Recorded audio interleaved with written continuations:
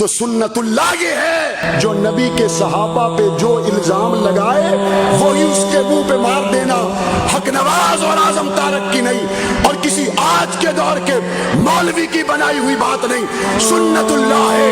اور اللہ کا شکر ہے رضینا قسمتاً جباری فینا، ہم رب کی اس تقسیم پہ راضی ہیں کہ رب نے ہمیں صدیق اکبر کی چوکی داری کے لیے چنا ہے، ہم اس پہ راضی ہیں۔ آپ صرف توجہ سے بات سماعت کریں، ہم اس تقسیم پہ راضی ہیں۔ میں حضرت محترم سراج الحق صاحب کی موجودگی میں اپنا یہ اعزاز ذکر کرنا چاہتا ہوں۔ ہمارے پاس اعزازات ہیں، کسی کے پاس اعزاز ہوگا یہ اتنی مرتبہ فلاں ملک کے سفیر بنے، کسی کے پاس یہ اعزاز ہوگا یہ اتنی مرتبہ ایوانوں میں پہنچے۔ میرے پاس اعزاز کیا ہے؟ ہمارے پاس اعزاز یہ ہے 4 سگے بھائی شادی شدہ جن کے 9 بچے تھے، کراچی کی شاہراہوں پر ایک ہی لمحے میں گولیوں سے بھون دیے گئے، چاروں جوان بھائی خون میں لطمت ہو گئے، چاروں کے جنازے قطار میں رکھے ہوئے تھے۔ ان کے بوڑھے باپ کو جب جنازے کے قریب لایا گیا اس نے منہ مدینے کی طرف کر کے کہا، اے کمبلی والے محمد، آپ کے صدیق اکبر کے لیے یہ 4 ہیں، اگر 4 اور ہوتے تو وہ بھی قربان کرنے کے لیے تیار۔ ہمارا یہ اعزاز ہے۔ ہمارا اعزاز کیا ہے؟ میرا اعزاز تو یہی ہے، میرے والد کو اللہ نے قبول کیا تو صدیق اکبر کی محبت میں جان دی ہے۔ میرا اعزاز یہ ہے کراچی کی شاہراہوں پر سفید ریش مولانا احمد مدنی میرے سگے تایا شہید ہوئے صدیق اکبر کی محبت میں، ہمارا یہی اعزاز ہے۔ ہمارے کراچی کی شاہراہوں پر میرے چچا کے بیٹے مولانا عبداللہ فاروق اعظم کی عدالت کا ڈنکا بجاتے ہوئے شہید ہوئے، ہمارا اعزاز یہی ہے۔ میرے چچا کے دوسرے بیٹے مولانا ابو بکر مدنی کراچی کی شاہراہوں پہ شہید ہوئے، ہمارا اعزاز یہی ہے۔ آج بھی کئی سالوں سے ہمارے محبت و عقیدت کرنے والے کارکن اور قائدین پابند سلاسل ہیں، ہمارا اعزاز یہی ہے۔ اور ہم نے دنیا والوں کو ایک بات کہی ہے، اور جنہوں نے نبی کی بیٹیاں جن کے نکاح میں آئی ان کی عزت کرو، ہم نے یہی کہا ہے۔ جنہوں نے نبی کو بیٹیاں دی ان کا احترام کرو۔ معاشرے کے اندر سب سے ٹھنڈا فرد وہ ہوتا ہے جو اپنی جوانی گزار چکا ہو۔ بابا جی کہتے ہیں مولانا ٹھنڈے ہو کے بات کیوں نہیں کرتے؟ میں نے کہا بابا جی بات صرف اتنی ہے، آپ نے بیٹی کا رشتہ کہاں کیا؟ بابا کہتے ہیں میں نے اپنی بیٹی کا رشتہ کینٹ میں کیا۔ میں نے کہا بابا لڑکا کیا کرتا ہے؟ بابا کہتا ہے میرا داماد ریڑھی لگاتا ہے، میرا داماد بینک میں ملازم ہے، میرا داماد چوکی دارا کرتا ہے، میرا داماد محنت اور مزدوری کرتا ہے۔ میں نے کہا بابا جی آپ نے بیٹی کا رشتہ تو دے دیا، آپ کا داماد ڈاکو ہے، آپ کا داماد زانی ہے، آپ کا داماد شرابی ہے۔ یہ بوڑھا آنکھیں لال کر کے سفید ریش ہونے کے باوجود مکہ مارنے کے لیے تیار ہوتا ہے، اس کی آنکھوں میں لالی آتی ہے۔ میں نے کہا آپ جذباتی کیوں ہو گئے؟ بوڑھے بابا جی کہتے ہیں جناب میں نے تحقیق کے بعد رشتہ دیا ہے، میرا داماد غریب ہو سکتا ہے زانی نہیں ہو سکتا، میرا داماد غریب ہو سکتا ہے شرابی نہیں ہو سکتا۔ میں نے کہا بابا جی میں نے بھی یہی کہا ہے کہ جس کو نبی نے 2 بیٹیاں دی، جس کو نبی نے 2 بیٹیاں دی، اس عثمان کے ایمان کا انکار کیا جائے۔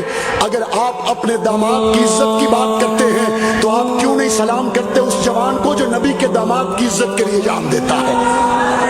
ہم نے صرف یہ بات کی ہے، ہم نے صرف یہ بات کی ہے۔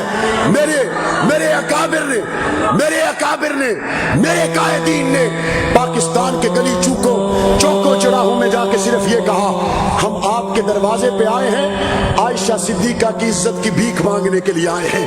ہم نے یہ کہا ہم آپ کے دروازے پہ آئے ہیں فاروق اعظم کی عزت کے تحفظ کی بھیک مانگنے کے لیے آئے ہیں۔ میرے اکابر نے کہا دنیا والوں ہم تمہارے دروازے پہ اس لیے آئے تم قیامت میں یہ نہ کہو کہ ہمیں صدیق اکبر کے لیے بلانے کوئی نہیں آیا، تم قیامت میں یہ نہ کہو یا صدیق قیامت میں یوں نہ کہے اے پیغمبر میں نے تو آپ کو بیٹی دی تھی، اے پیغمبر میں نے تو آپ کے اشاروں پہ اپنی ساری جمع پونجی لٹا دی تھی، اے پیغمبر میں نے تو آپ کے اشاروں پہ اپنا کنبہ قبیلہ قربان کر دیا گیا تھا اور میرے ایمان کا انکار کیا گیا۔ صدیق اکبر کے چاہنے والے نہ بولے۔ علامہ سراج الحق صاحب ہمارا روز اول سے صاف اعلان ہے، سراج الحق صاحب آگے بڑھے، عبد المالک صاحب آگے بڑھے، صدیق اکبر کی عزت کا جھنڈا آپ نے اٹھایا ہے، آپ کے اپنا سعادت سمجھتے ہیں، ہم سعادت سمجھتے ہیں، ہماری سعادت یہ ہے ہم صحابہ کے غلاموں کے غلام، ہم صحابہ کے نوکروں کے نوکر۔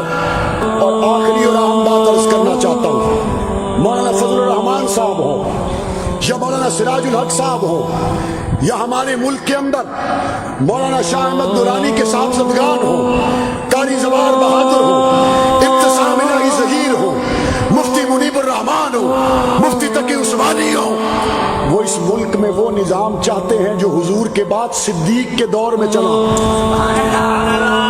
فاروق اعظم کے دور میں چلا، عثمان کے دور میں چلا۔ محترم، وہ تو مل کے صدیق کا نظام لا سکتے ہیں جو صدیق کو امام سمجھتے ہوں، وہ تو مل کر فاروق کا نظام لا سکتے ہیں جو فاروق کو امام سمجھتے ہوں، وہ جو فاروق کو مسلمان ہی نہ سمجھتا ہو وہ فاروق کے نظام میں ہمارا ساتھی نہیں ہو سکتا،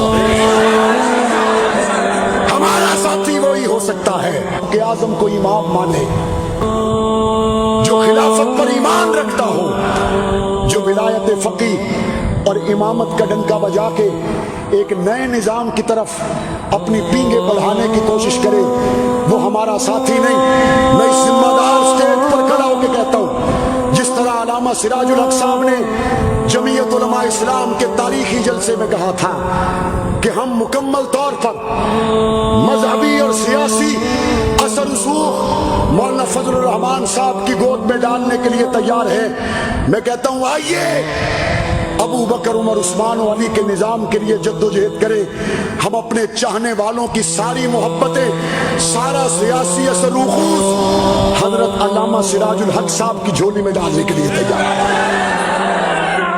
آئے آگے چلیں، ہم آپ کے قدم بقدم ہوں گے، آپ کا پسینہ گرے گا، ہم خون بہا دیں گے۔